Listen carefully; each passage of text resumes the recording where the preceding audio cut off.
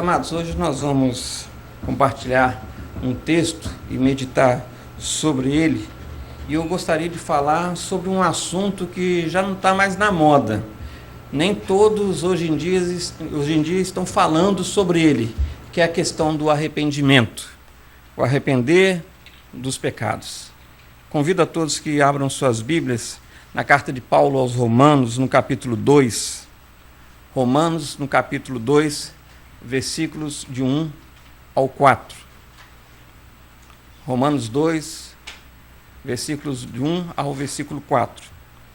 Diz assim a palavra de Deus: Portanto, você que julga os outros é indesculpável, pois está condenando a si mesmo naquilo em que julga, visto que você que julga pratica as mesmas coisas.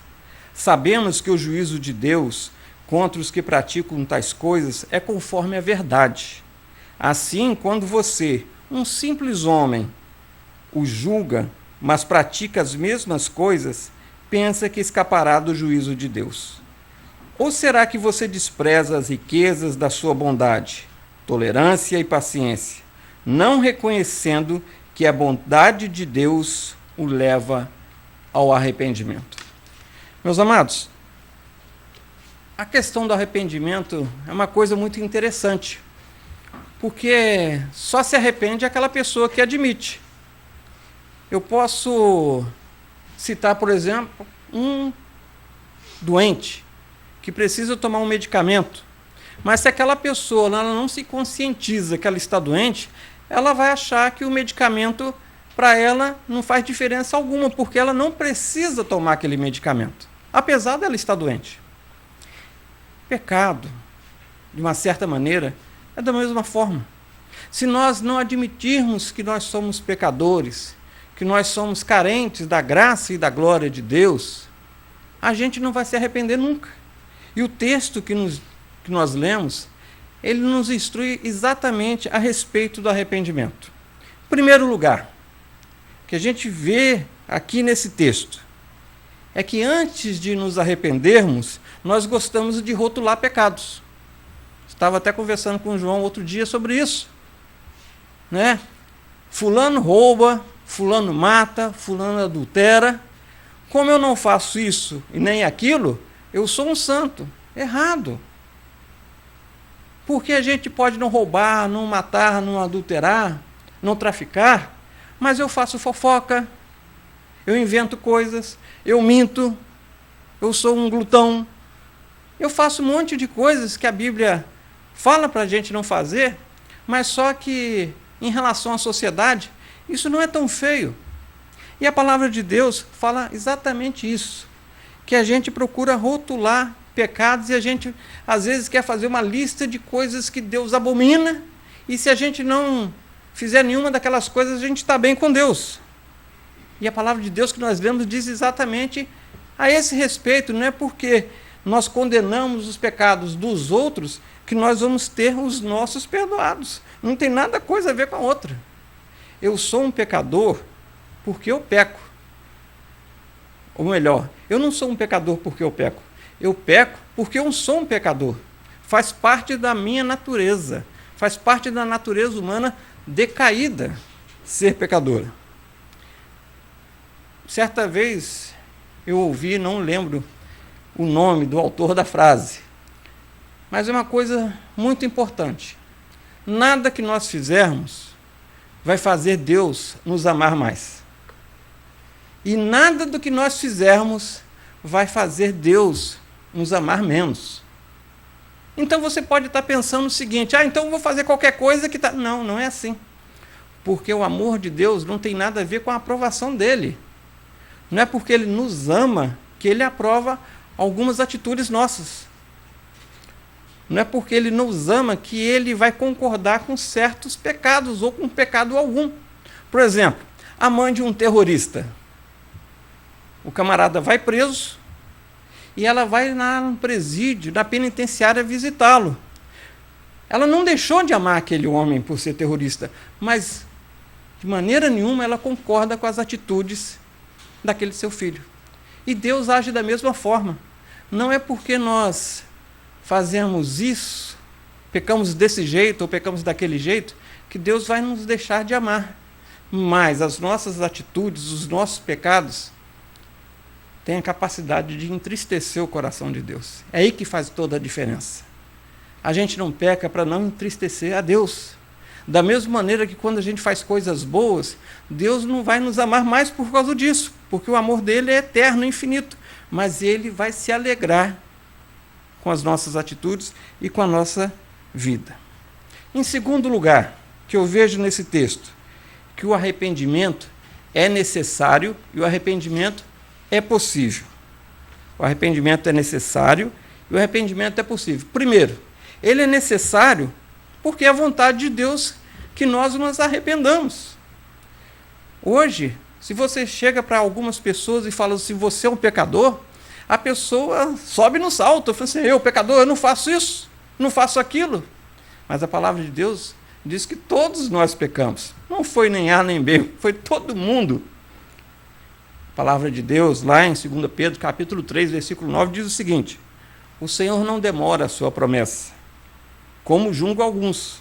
Pelo contrário, ele é paciente com vocês, não querendo que ninguém pereça, mas que todos cheguem ao arrependimento. A vontade de Deus é que ninguém pereça, mas tem gente perecendo. Por quê? Porque não se arrependem, não entregam sua vida a Jesus. Mas a vontade de Deus é que ninguém pereça e que todos façam o quê? Se arrependam. Então existe uma necessidade espiritual, eu, você, todos nós, de nos arrependermos. Segunda coisa, o arrependimento é possível porque o próprio Deus nos dá condição. Ele diz no texto que nós lemos, Deus, ele é tão bom que diz o texto, a sua bondade nos leva ao arrependimento. É a bondade de Deus que nos leva ao arrependimento. Porque se Deus não fosse bom, se a bondade de Deus não agisse, ele deixava a gente para lá. Ah, o Ismael pecou, deixa ele para lá, ele se vira. Por mais que ele se vire, não vai adiantar nada, mas deixa ele para lá. Mas não, Deus é bom e muito bom. E enquanto nós não admitirmos, não confessarmos os nossos pecados, e arrependimento tem muito a ver e tudo a ver com confissão, a gente não pode ser curado, a gente não pode ser tratado, a gente não pode ser restaurado, a gente não pode ser perdoado. Porque se eu não admito que eu preciso, Deus não age. Sabe, Deus morreu para me salvar. Se eu acho que eu não preciso de salvação, Deus respeita minha opinião. Então fica sem salvação. É o amor, é a justiça de Deus. Se a gente não se arrepender dos nossos erros, dos nossos pecados, a gente não se endireita nunca. E a gente tem que entender que o arrependimento produzido pela bondade de Deus não é um remorso, como o de Judas, que negou a Jesus e fez aquela besteira que pegou a corda e foi se enforcar. O arrependimento, ele traz coisas boas, ele traz mudança. E é isso que eu quero falar. A terceira coisa sobre arrependimento nesse texto, que somente o arrependimento não é o suficiente. Tem que haver mudança. Eu me arrepender pura e simplesmente não vai fazer tanta diferença. Se eu simplesmente me arrepender dos meus pecados e continuar minha vidinha longe de Deus, eu apenas vou me tornar um homem triste, um homem arrependido, um homem cabisbaixo que anda pela rua. Porque eu sei que eu cometi uma coisa que desagradou Deus. Mas aí, o que eu vou fazer diante disso? Efésios, no capítulo 4, versículo 28, diz o seguinte, o que furtava, não furte mais. Antes trabalhe, fazendo aquilo que é útil com as mãos, para que tenha o que repartir com quem estiver em necessidade. Aquele que roubava, não roube mais. Aquele que matava, não mate mais. Aquele que adulterava, não adultere mais. Aquele que era corrupto, não pratique mais a corrupção. A gente para por aí? Não. Aquele que fazia fofoca, não faça mais. Aquele que apontava o dedo, não aponte mais, porque Deus não faz acepção de pessoas. Somos todos iguais diante de Deus. A diferença é quando nós aceitamos a Jesus, que Ele olha o sangue do seu Filho derramado sobre nós. Aquele que furtava, não furte mais. É interessante a gente pensar nisso, que todos nós éramos e somos pecadores. A diferença entre antes de Cristo e depois de Cristo é que nós somos pecadores arrependidos, somos pecadores redimidos, pecadores salvos por Jesus Cristo. Esqueci novamente o nome do autor da frase, mas ele falou o seguinte: o evangelho nada mais é do que um mendigo falando ao outro onde encontrar pão. Sabe, eu estava perdido, o João estava perdido, o Novaes estava perdido. Aí um dia nós encontramos o pão da vida. Aí o que nós fizemos? Fizemos um culto hoje aqui para falar para as pessoas que estão nos vendo que existe solução, existe saída, existe um pão. Mas não somos melhores do que ninguém. A diferença é que hoje nós estamos alimentados pelo pão da vida, que é Jesus. Quarto e último lugar, sobre esse texto que fala sobre arrependimento, sobre a vontade que Deus tem que nós nos arrependamos, sobre a possibilidade que nós temos de nos arrepender através da bondade do Senhor Jesus, sobre a mudança que tem que existir quando nós nos arrependemos. Em quarto lugar, o arrependimento tem que vir acompanhado da conversão a Deus. Eu, como pecador, eu me arrependo dos meus pecados. Eu mudo minha atitude. Aquelas coisas erradas, aqueles pecados, eu passo pelo menos a tentar não praticá-los novamente. Mas o texto, lá em Atos, no capítulo 3, versículo 19, nos orienta o seguinte: arrependam-se, pois, e voltem-se para Deus, para que os seus pecados sejam cancelados. Então, após o arrependimento, nós temos o quê? Nos voltar para Deus. Nos converter, ou seja, convergir. Eu estava indo numa direção, a direção do inferno, e eu voltei para a direção do Senhor Jesus, para os céus. Arrependam-se, pois, e voltem para Deus, para que os nossos pecados sejam perdoados. Nós não vamos encontrar perdão a não ser através de Jesus. E o arrependimento genuíno vem através da bondade de Jesus. Lembro do antigo pastor citando uma outra pessoa dizendo o seguinte: o principal da vida é fazer da coisa principal a coisa principal. O principal da vida é fazer da coisa principal a coisa principal.